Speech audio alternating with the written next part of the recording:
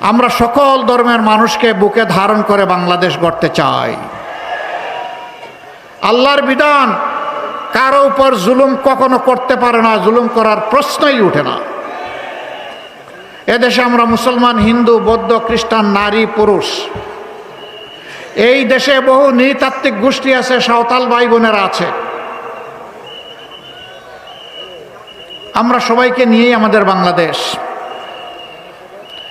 এই স্টেজে কিংবা সামনে, ডানে কিংবা বানে, দেখবেন যে দুইটা মানুষ হুবহু সমান না, কিন্তু সবগুলা মানুষ মিলেই আমাদের এই সমাজ।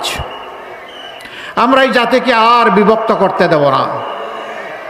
আমরা ঐক্যবদ্ধ একটা জাতি নিয়ে এগিয়ে যেতে চাই। এই জন্য আমাদের 11 দলের স্লোগান হচ্ছে ঐক্যবদ্ধ বাংলাদেশ। আমরা আর বিভক্ত করে জাতিতে জাতিতে, মানুষে মানুষে আর হিংসা এবং বিদ্বেষ জাগিয়ে রাখতে কাউকে দেব না।